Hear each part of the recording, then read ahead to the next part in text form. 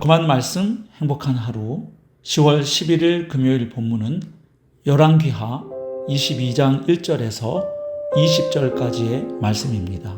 요시야가 왕위에 오를 때 나이가 8세라. 예루살렘에서 31년간 다스리니라. 그의 어머니의 이름은 여디다요 보스갓 아다야의 딸이더라. 요시야가 여호와 보시기에 정직히 행하여 그의 조상 다윗의 모든 길로 행하고 좌우로 치우치지 아니하였더라. 요시야 왕 18째 해에 왕이 무술람의 손자 아살리아의 아들 서기관 사반을 여호와의 성전에 보내며 이르되, 너는 대제사장 hil기야에게 올라가서 백성이 여호와의 성전에 드린 은 곧 문지킨 자가 수납한 은을 계산하여 여호와의 성전을 맡은 감독자의 손에 넘겨 그들이 여호와의 성전에 있는 작업자에게 주어 성전에 부서진 것을 수리하게 하되, 곧 목수와 건축자와 미장이에게 주게 하고 또 제목과 다듬은 돌을 사서 그 성전을 수리하게 하라. 그러나 그들의 손에 맡긴 은을 회개하지 말지니 이는 그들이 진실하게 행함이니라. 대제사장 hil기야가 서기관 사반에게 이르되, 내가 여호와의 성전에서 율법책을 발견하였노라. hil기야가 그 책을 사반에게 주니 사반이 읽으니라. 서기관 사반이 왕에게 돌아가서 보고하여 이르되, 왕의 신복들이 성전에서 찾아낸 돈을 쏟아 여호와의 성전을 맡은 감독자의 손에 맡겼나이다. 또 서기관 사반이 왕에게 말하여 이르되, 제사장 hil기야가 내게 책을 주더이다 하고 사반이 왕의 앞에서 읽음에 왕이 율법책의 말을 듣자 곧 그의 옷을 찢으니라. 왕이 제사장 hil기야와 사반의 아들 아히감과 미가야의 아들 악볼과 서기관 사반과 왕의 시종 아사야에게 명령하여 이르되, 너희는 가서 나와 백성과 온 유다를 위하여 이 발견한 책의 말씀에 대하여 여호와께 물으라. 우리 조상들이 이 책의 말씀을 듣지 아니하며 이 책에 우리를 위하여 기록된 모든 것을 행하지 아니하였으므로 여호와께서 우리에게 내리신 진노가 크도다. 이에 제사장 hil기야와 또 아히감과 악볼과 사반과 아사야가 여선지 훌다에게로 나아가니 그는 할하스의 손자 디과의 아들로서 예복을 주관하는 살룸의 아내라. 예루살렘 둘째 구역에 거주하였더라. 그들이 그와 더불어 말하매 훌다가 그들에게 이르되, 이스라엘 하나님 여호와의 말씀이 너희는 너희를 내게 보낸 사람에게 말하기를, 여호와의 말씀이 내가 이곳과 그 주민에게 재앙을 내리되 곧 유다 왕이 읽은 책의 모든 말대로 하리니, 이는 이 백성이 나를 버리고 다른 신에게 분향하며 그들의 손의 모든 행위로 나를 경노하게 하였습니다. 그러므로 내가 이곳을 향하여 내린 진노가 꺼지지 아니하리라 하라 하셨느니라. 너희를 보내 여호와께 묻게 한 유다 왕에게는 너희가 이렇게 말하라. 이스라엘의 하나님 여호와가 이같이 말씀하셨느니라. 네가 들은 말들에 대하여는 내가 이곳과 그 주민에게 대하여 빈터가 되고 저주가 되리라 한 말을 네가 듣고 마음이 부드러워져서 여호와 앞 곧 내 앞에서 겸비하여 옷을 찢고 통곡하였으므로 나도 네 말을 들었노라. 여호와가 말하였느니라. 그러므로 보라, 내가 너로 너의 조상들에게 돌아가서 평안히 묘실로 들어가게 하리니 내가 이곳에 내리는 모든 재앙을 네 눈이 보지 못하리라 하셨느니라. 하니 사자들이 왕에게 보고하니라. 오늘 본문에는 남왕국 유다의 16대 왕이 된 요시야의 이야기가 시작되고 있습니다. 요시야는 부친 아몬이 암살당하는 바람에 8세의 어린 나이로 즉위했고 31년간 예루살렘에서 다스렸습니다.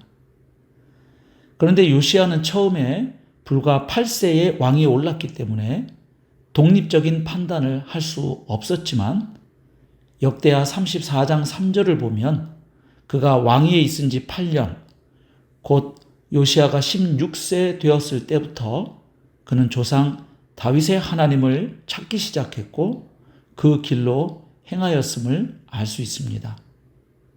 오늘 본문 2절에 보면 요시야는 여호와 보시기에 정직히 행하여 그의 조상 다윗의 모든 길로 행하고 좌우로 치우치지 아니하였다는 좋은 평가를 받고 있습니다. 이것은 그가 다윗의 하나님을 찾기 시작한 이후로 하나님을 떠나지 않았음을 보여줍니다. 그 결과 유다 역사에서 20명의 왕들 가운데 선한 왕으로 인정된 8명 중 마지막 왕인 요시야는 열왕기하 23장 25절에서 이 같은 왕은 전에도 없었고 후에도 없었다는 최고의 평가를 받고 있습니다. 요시야의 개혁과 업적에 대한 이야기는 열왕기하 23장 30절까지 계속되고 있는데 오늘 본문에는 우선 개혁의 서막이라 할 수 있는 이야기가 소개되고 있습니다. 요시야는 제위 제18년에 오랜 기간 방치되어 온 성전에 무너진 곳을 수리하도록 명령합니다. 제12년의 우상 척결에 이어서 영적 개혁의 일환으로 성전 보수 공사를 진행한 것입니다. 요시야가 명령하기 전까지 성전이 망가진 채로 방치되었다는 것은 유다의 영적 수준을 짐작하게 합니다. 즉 온전한 제사와 예배가 가능하지 않았음을 잘 보여줍니다. 요시야는 우선 성전과 제사의 회복을 통해 유다의 신앙 개혁을 시작하고자 했던 것입니다. 그런데 성전을 수리하던 중 율법책이 발견됩니다. 대제사장 힐기야가 그 사실을 서기관 사반에게 알렸고 그 책을 건네주었습니다. 사반은 그 책을 읽은 후 왕 앞에 나갔습니다. 그는 먼저 보수공사의 진행 보고로 신하들이 성전에 바친 헌금을 계수하여 공사 감독자에게 전달했음을 알립니다. 이는 관련자들이 왕의 지시에 따라 순종했음을 나타냅니다. 이어서 사반은 제사장 힐기야가 발견한 책 소식을 전하며 왕 앞에서 그 책을 읽었습니다. 이때 요시야는 그 율법책의 내용을 듣고 그의 옷을 찢었습니다. 그뿐 아니라 하나님 앞에 겸비하고 통곡했습니다. 왜냐하면 하나님의 뜻에서 멀어진 유다의 상태와 자신의 모습을 보았기 때문입니다. 따라서 그 율법책에 기록된 심판의 대상이 바로 자신들임을 알았기 때문입니다. 지난 70년 동안 율법을 무시하고 듣지 않았기에 유다가 이방보다 더 악한 상태가 된 것을 깨달았기 때문입니다. 그래서 요시야는 하나님의 뜻을 묻기 위해 선지자 훌다에게 사람들을 보냅니다. 그래서 제사장 힐기야를 위시하여 신하들이 여선지자 훌다를 찾아가게 되었습니다. 훌다를 통한 여호와의 말씀은 심판과 구원 두 가지였습니다. 첫째는 예루살렘과 주민에 대한 재앙의 선포였습니다. 둘째 내용은 요시야에 대한 하나님의 긍휼로서 이 재앙을 그의 생전에 내리지 않겠다는 약속이었습니다. 즉 하나님은 므낫세 시대에 선언하신 끔찍한 재앙을 요시야의 시대에는 내리지 않겠다고 하신 것입니다. 즉 하나님의 말씀을 듣고 겸비하여 하나님 앞에서 통곡한 요시야를 긍휼히 여기신 것입니다. 그래서 유다를 향한 심판을 그의 때에는 넘어가게 하신 것입니다. 하지만 요시야가 그 재앙을 보지 않고 39세의 나이에 일찍 죽은 것이 오히려 축복이 될 정도로 유다를 기다리는 재앙은 참으로 참혹할 것입니다. 결국 요시야는 조부와 아비가 무려 57년 동안이나 걸어온 그 악한 길에서 벗어나 개혁을 단행했지만 유다에 임할 심판은 거둘 수 없었던 것입니다. 그만큼 유다는 악독했고 하나님 앞에서 완악했기 때문입니다. 비록 나라의 운명은 되돌릴 수 없었지만 하나님은 의인을 악인과 함께 심판하지 않겠다고 하신 것입니다.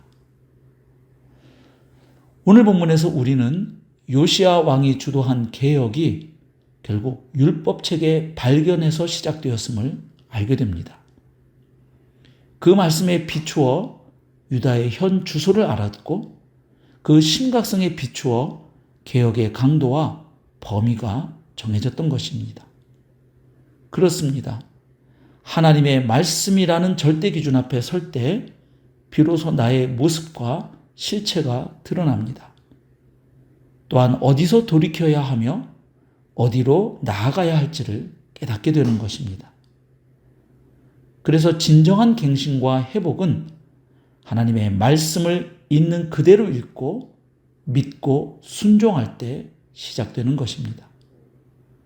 사랑하는 성도 여러분, 오늘 하루도 거룩한 하나님의 말씀 앞에 우리 자신을 비춰보며 그 말씀이 지시하는 대로 순종하여 하나님의 복을 누리는 복된 삶 누리시기를 또한 살아내시기를 주님의 이름으로 축복합니다.